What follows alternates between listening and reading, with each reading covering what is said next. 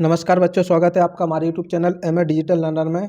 आज हम ये चौथे चैप्टर जो कि द्विघात समीकरण उसकी वीडियो बनाने वाले हैं। ये बुक है निदानात्मक कक्षा हेतु मॉड्यूल। इसमें हम चौथे चैप्टर के आज सभी ऑब्जेक्टिव्स, एक वाक्य में उत्तर, रिक्त स्थान, जोड़ी, सत्य असत्य सभी हम फिल करेंगे। ये वीडियो अंत तक जरूर देखें क्योंकि आपको पता है कि एमपी बोर्ड की परीक्षा में 30 नंबर के ऑब्जेक्टिव्स पूछे जाते हैं। अगर आप इस रेमेडियल बुक के सभी ऑब्जेक्टिव्स को भर लेते हैं, समझ लेते हैं, तो एग्जाम में आप एक भी क्वेश्चन को गलत नहीं करोगे। पूरे 30 में से 30 नंबर आएंगे। वीडियो को बिना स्किप किए पूरा अंत तक जरूर देखें और अपनी रेमेडियल बुक को जरूर ओपन करके रखें। साथ साथ उसको समझते चलें और फिल करते चलें, और उसका अगर एक बार रिविजन कर लोगे तो पूरे ऑब्जेक्टिव्स आपके क्लियर हो जाएंगे।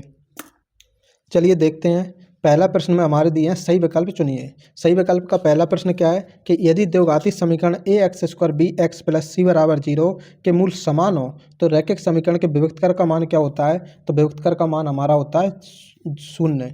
ये तीन तरह के मूल होते हैं। एक तो होते हैं बी स्क्वायर माइनस 4ac का मान अगर बराबर 0 होता है तब मूल समान होते हैं। अगर बी स्क्वायर माइनस 4ac का मान 0 से छोटा होता है तब मूल काल्पनिक होते हैं, और बी स्क्वायर माइनस 4ac का मान 0 से बड़ा होता है तब वास्तविक एवं असमान होते हैं।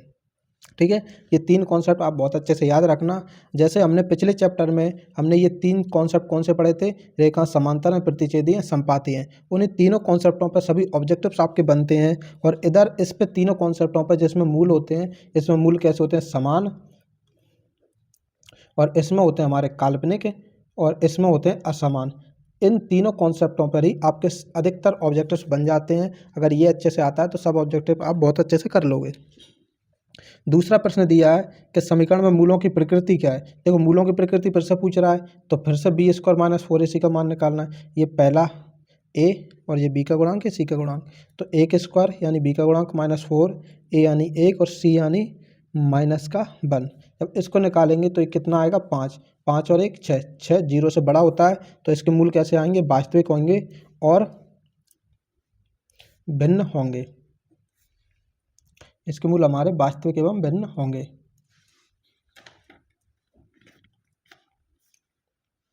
तीसरा प्रश्न दिया है किसी द्विघाती समीकरण में चर की अधिकतम घात कितनी होती है। तो चाहे द्विघाती बहुपद हो चाहे द्विघाती समीकरण, हमेशा अधिकतम घात हमारी 2 होती है। द्विघाती समीकरण का विभक्तकर क्या होता है, तो विभक्तकर का फॉर्मूला हमारा होता है बी स्क्वायर माइनस 4ac, जो भी अभी आपके अर्धवार्षिक परीक्षा में भी ये क्वेश्चन पूछा गया था। निम्नलिखित में से किस द्विघाती समीकरण के मूल वास्तविक होंगे। तो वास्तविक मूल किसके होंगे, इसको जब आप सॉल्व करके देखोगे तो ये आएगा x square plus 9x plus 4 बराबर 0। छठवां क्वेश्चन है कि द्विघाती समीकरण 2x square minus 7x plus 6 बराबर 0 के मूल होंगे जब इसका गुणनखंड करेंगे। चलिए इसको हम थोड़ा सा सॉल्व कर लेते हैं। जिस 6 और 2 का गुणा करेंगे तो 6 दूनी 12 होता है। 12 एक ऐसी संख्या गुणा करके आना चाहिए और घटकर क्या बचना चाहिए, या जुड़कर हमारा बचना चाहिए 7। तो हमारा इस तरह का ये समीकरणों को गुणनखंड करेंगे तब क्या आएगा, 4 प्लस 3। 4 प्लस 3 बन के 7 हो रहा है, और जब इनका गुणा करते हैं तब 12 हो रहा है। चलिए इसको हम देखते हैं। 2x square minus 4x minus 3x plus 6 बराबर 0। ये माइनस से गुणा किया, दोनों जगह माइनस आ गया। इसमें से 2 और x कॉमन लेंगे तो x माइनस 2 आएगा। इधर 3 कॉमन लेंगे तो x माइनस 2 आएगा। ये x माइनस 2 एक जगह ले लिया, ये 2x माइनस 3। जब इनको बराबर के 0 रखेंगे तो x बराबर तो हमारा प्लस का 2 आएगा और y बराबर प्लस का 3/2 आएगा। तो इसका आंसर हमारा आएगा ए। सातवां है निम्न में से कौन एक वर्ग समीकरण नहीं है। तो वर्ग समीकरण कौन सा नहीं है हमारा, सातवें का पहला, ये हमारा एक वर्ग समीकरण नहीं है क्योंकि इसमें एक्स स्क्वायर को एक्स स्क्वायर इससे कट जाएगा। तो इसका हम सॉल्व करेंगे तो x square minus 4x plus 4 आएगा, और इधर एक्स स्क्वायर प्लस 3 है तो ये आपस में कट जाएगा, तब ये रैखिक समीकरण बन जाएगा हमारा। आठवां प्रश्न है यदि 1/3 वर्ग समीकरण का एक मूल है तब के का मान। तो x बराबर अगर 1/3 दिया है तो x की जगह पे 1/3 जहाँ रखेंगे तब हम के का मान निकाल सकते हैं। तो इसका आंसर आएगा हमारा 14/3। आप इसको निकाल के जरूर देखें।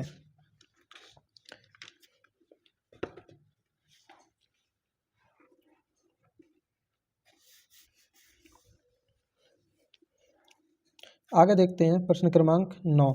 9 में क्या दिया, के किस मान के लिए वर्ग समीकरण के दोनों मूल बराबर होंगे।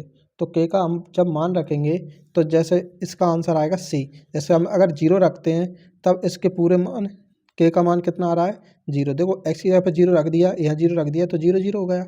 इसी तरह अगर 1 रखते हैं तब भी हमारे दोनों मूल कैसे होंगे, 0 0 होंगे।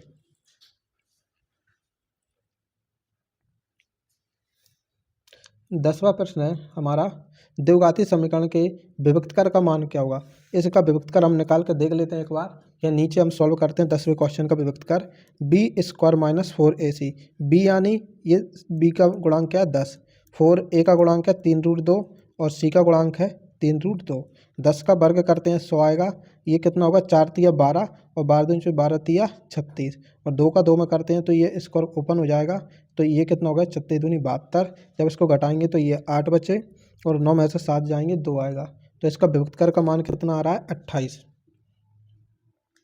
प्रश्न क्रमांक 11 देखते हैं कि यदि द्विघाती समीकरण 2x² माइनस 6x प्लस 3 के मूल होंगे तो मूल कैसे निकालते हैं, हम विभक्तकर से निकालते हैं। बी स्क्वायर माइनस 4ac से निकालेंगे, तो b का मान हमारा 6 का स्क्वायर माइनस 4, एक का मान हमारा 2 है और c का मान हमारा 3 है, तो ये 6×4 36 माइनस 3 दूनी 6, 6×4 24। इसको जब घटाएंगे तो कितना आ रहा है 12, जो कि 0 से बड़ा है, इसलिए इसके मूल कैसे होंगे वास्तविक। ठीक है, इस तरह से पूरे ऑब्जेक्टिव्स आप देखते चलें, वीडियो को स्किप नहीं करना, पूरी वीडियो अंत तक देखना है और साथ में बुक में भरना भी है, रिवीजन भी करना है, तभी आप इसका बेनिफिट ले पाओगे, तो वीडियो को अंत तक देखते रहें। 12वां क्वेश्चन है, द्विघाती समीकरण में मूलों की अधिकतम घात कितनी होती है, तो अधिकतम घात 2 होती है क्योंकि द्विघाती समीकरण है। 13वां क्वेश्चन है, समीकरण x-1 का स्क्वायर बराबर 0 के बराबर होता है, तो इसका जब निकालेंगे, क्योंकि देखो दोनों में स्क्वायर चढ़ा है तो इसके गुणनखंड क्या आएंगे x-1 x-1, जब इनको 0 के बराबर लेंगे तो प्लस का 1 आएगा। 14वां क्वेश्चन है, वर्ग समीकरण x² माइनस 7x माइनस 60 बराबर 0 के मूलों की प्रकृति क्या होगी, तो मूलों की प्रकृति फिर से हम विभक्त करके सूत्र से निकालेंगे। b का मान दिया है तो 7 का स्क्वायर रखेंगे माइनस 4, a का मान 1 और c का मान माइनस के 60, ये कितना हो जाएगा 7 7 49 और ये माइनस माइनस प्लस बचेगा 6 को 24। ये दोनों को संख्या को जब जोड़ेंगे तो 0 से बड़ी संख्या आ रही है और धनात्मक है, इसलिए इसके मूल होंगे हमारे वास्तविक। इसमें मूल क्या होंगे, तो जब इसके मूल निकालेंगे, देखो अगर ये x कॉमन लेते हैं तो x प्लस 5 बराबर 0 आ रहा है, एक बार x बराबर 0 ले लेंगे, एक बार x प्लस 5 बराबर 0 ले लेंगे, तो x बराबर 1 0 और माइनस का 5, तो कौन सा आंसर आएगा ए वाला।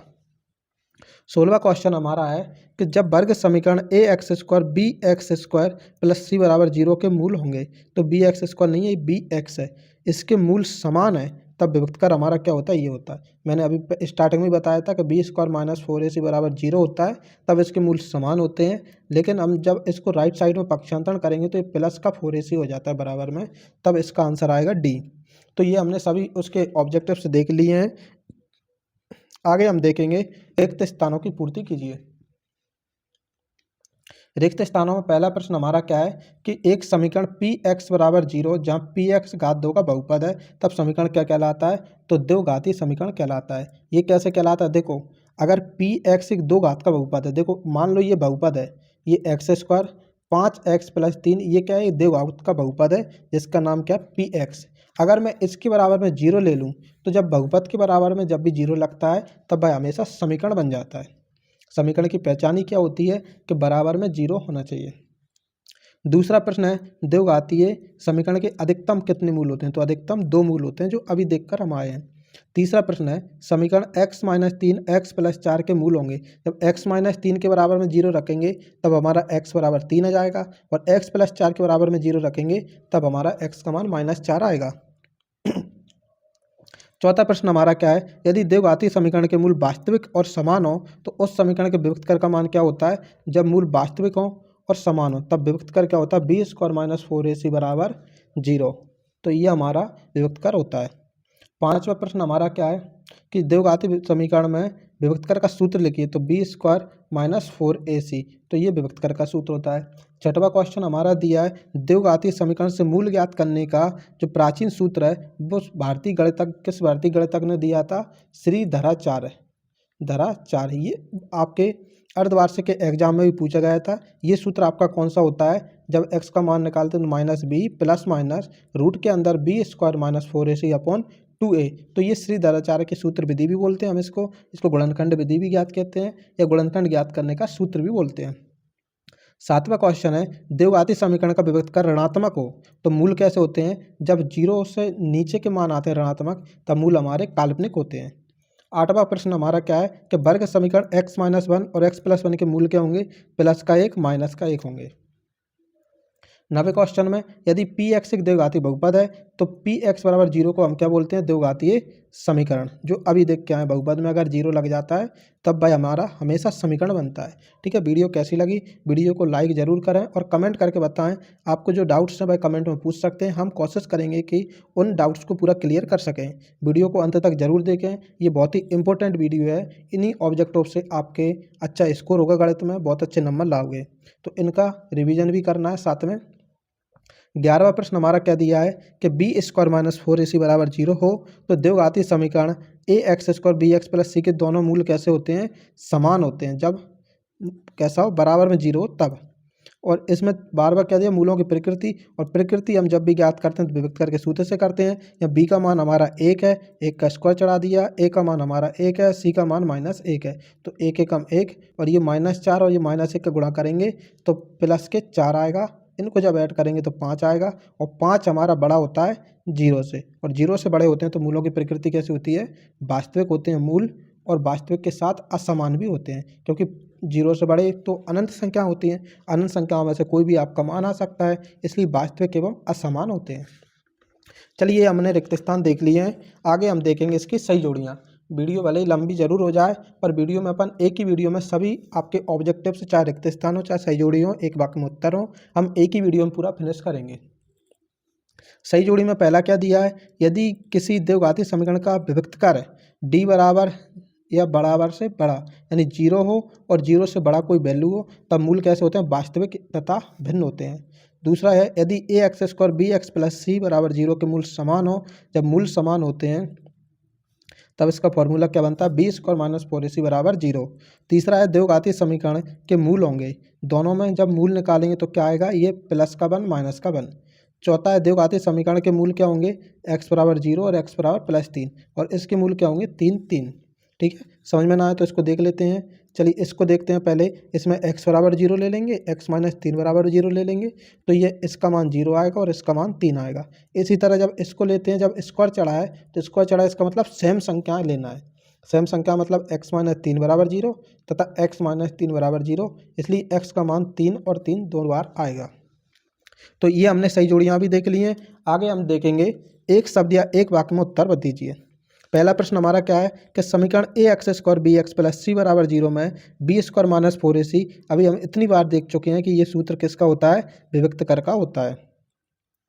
दूसरा है यदि किसी द्विघात समीकरण के मूल वास्तविक एवं समान हो तो उस समीकरण के विभक्त कर का मान कितना होता है, 0 होता है। हमने देखा भी है बी स्क्वायर माइनस 4ac बराबर 0 होता है, तभी हम बोलते हैं कि इसके मूल वास्तविक होंगे और समान होंगे। तीसरा प्रश्न है यदि किसी द्विघाती समीकरण के विभक्त कर का मान ऋणात्मक हो तो उस समीकरण के मूलों की प्रकृति कैसी होती है, काल्पनिक। ये भी हम बार बार देख चुके हैं, जब मूल ऋणात्मक होते हैं तब काल्पनिक होती है, बराबर होते हैं तब 0 होता है तब बराबर होती है, और 0 से बड़े होते हैं तब धनात्मक में मूल असमान होते हैं वास्तविक के साथ। चौथा प्रश्न हमारा क्या है कि यदि किसी द्विघाती समीकरण के विभक्त कर का मान धनात्मक हो तो उस समीकरण के मूलों की प्रकृति कैसी होगी। तो अभी देखा है मूलों की प्रकृति कैसी होगी, वास्तविक होगी, और वास्तविक होने के साथ ही असमान होगी, क्योंकि भिन्न भिन्न मूल आएंगे। द्विघात समीकरण के मानक रूप क्या होता है, तो ये इसका मानक रूप होता है A X square B X plus C बराबर 0। द्विघाती समीकरण के विभक्त कर का सूत्र क्या होता है, तो विभक्त कर का सूत्र हम बार बार रिपीट हो रहा है क्वेश्चन, आप देख सकते हैं। मैंने स्टार्टिंग में ही वीडियो शुरू होते टाइम बोल दिया था कि आप बस 3 कॉन्सेप्ट याद रख लेना मूलों की प्रकृति वाले, उन्हीं के इर्द गिर्द पूरे आपके ऑब्जेक्टिव्स बन जाएंगे। आपको ज़्यादा ऑब्जेक्टिव्स पर माथापच्ची करने की जरूरत नहीं है, कुछ कॉन्सेप्ट और कुछ फॉर्मूला आप याद रख लेते हैं तो पूरे ऑब्जेक्टिव्स आपके क्लियर हो जाते हैं। सातवां क्या दिया है, यदि किसी वर्ग समीकरण का विभक्त कर धनात्मक पूर्ण संख्या हो तो उसके मूल कैसे होंगे। देखो विभक्त कर कैसा आ रहा है, धनात्मक आ रहा है, पूर्ण संख्याओं में धनात्मक आ रहा है, तो मूल कैसे होते हैं, वास्तविक होते हैं। अभी हमने देखा था वास्तविक होते हैं और असमान होते हैं। आठवां प्रश्न दिया है वर्ग समीकरण के मूलों का योगफल। मूलों का योगफल क्या निकलता है, 8वें का हम यहाँ देख लेते हैं। मूलों के योगफल में हम क्या निकालते हैं, अल्फा प्लस बीटा बराबर माइनस बी अपॉन ए, जो कि हम शून्यकों में करते थे, इसी के आधार पर हम निकाल लेते हैं। तो इसमें पहला बी का गुणांक क्या है, -4, ए का गुणांक 1 है, तो इसमें मूलों का योगफल आएगा -4। वर्ग समीकरण के मूलों का गुणनफल हमारा होता है अल्फा इंटू बीटा यानी सी अपॉन ए। तो सी अपॉन ए के लिए हम क्या करेंगे, सी का मान 6, ए का मान 2 है, 2 3 6, तो इसमें 90 वाले क्वेश्चन में क्या आएगा, 3। तो हमने ये एक शब्द या एक वाक्य में उत्तर देख लिए। अगला क्वेश्चन देखते हैं जो कि प्रश्न 10 है। समीकरण जिसमें चर की अधिकतम दो घात होती है, तो दो घात होती है वह कौन सा समीकरण कहलाता है? दो घाती है। ये भी कितनी बार रिपीट हो चुका है। 11वां क्वेश्चन क्या है कि इसमें एक द्विघाती समीकरण है। क्या एक द्विघाती समीकरण है? नहीं, क्योंकि ये पहली बार द्विघाती समीकरण इसलिए नहीं है क्योंकि ये रूट में आ रहा है और रूट में कोई भी चर राशि नहीं होना चाहिए। 11वां के बाद 12वां क्वेश्चन हमारा क्या है? द्विघाती समीकरण के मूल क्या होंगे? तो इसके मूल आपको निकालना है। इसके मैं गुणनखंड बता देता हूँ। 12वें समीकरण के 2x² - 7x + 6 = 0। अभी मैंने फिर एक बार पहले सॉल्व करा दिया है। याद करो कि इसमें 4 + 3 कराए तक 4 और 3 को जोड़कर 7 आता है, गुणा करके हमारा 12 आता है। वीडियो को पीछे देख सकते हैं। प्रश्न क्रमांक 13 में क्या दिया है? वर्ग समीकरण के मूलों का योग क्या होगा?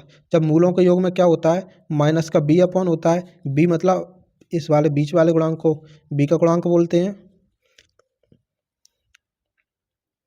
और x² वाले गुणांक को हम a का गुणांक बोलते हैं। तो b का गुणांक हमारा c है और a का गुणांक हमारा 1 है, इसलिए इसके मूलों का योग हमारा आएगा माइनस का c।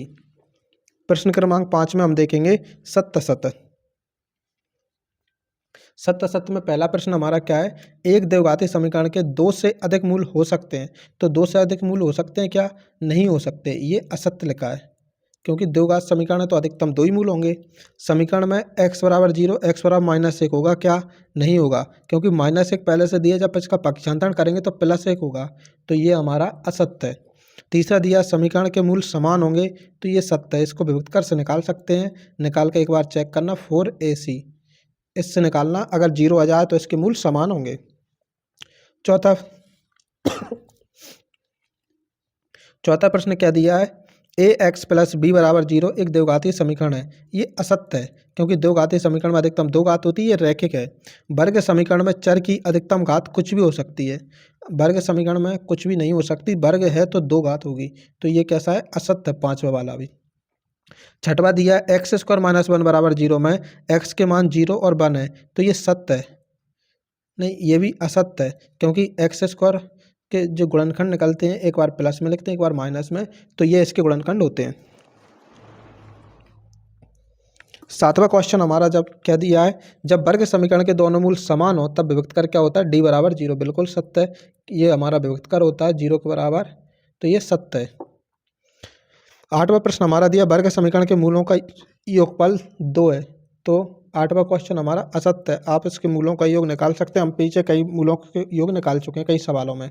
नवा क्वेश्चन दिया है वर्ग समीकरण को सूत्र विधि गणितज्ञ पाइथागोरस ने दी थी, ये गलत है, ये असत्य है। अभी हम देख रहे थे वर्ग समीकरण या सूत्र विधि, इसको हम श्रीधराचार्य सूत्र विधि बोल रहे थे, जो कि श्रीधराचार्य ने ही दी थी। प्रश्न क्रमांक इधर कौन सा दिया? 10वां प्रश्न है जब समीकरण के अनेक हल हों, तो जब वर्ग समीकरण के अनेक हल होते हैं, वर्ग समीकरण के अनेक हल नहीं होते हैं, दो हल होते हैं, तो ये असत्य है। और इसमें क्या दिया है कि d बड़ा है बराबर है 0 के, तो वर्ग समीकरण के मूल वास्तविक होंगे और समान भी होंगे, तो ये सत्य है। तो हमने इस चौथे चैप्टर के पूरे ऑब्जेक्टिव्स, रिक्त स्थान, सही विकल्प, सत्य सत्य सभी देख लिए हैं। ये आपको अच्छे से रिवीजन करना है और इन्हीं ऑब्जेक्टिव से एक भी क्वेश्चन आपका बाहर नहीं जाएगा। पूरे जितने क्वेश्चन आपके आएंगे इसी बुक से आएंगे। ये रेमेडियल बुक अच्छे से फिल करना है और कमेंट करके ज़रूर बताना है कि वीडियो कैसे लगी। अगर डाउट हो तो वही भी कमेंट में पूछ सकते हैं। उसके अलावा आप बता सकते हैं कि इन क्वेश्चनों में से कौन से क्वेश्चन आपको कठिन लग रहे हैं, हम उसका पूरा वीडियो सॉल्यूशन आपको अवेलेबल कराएंगे। धन्यवाद।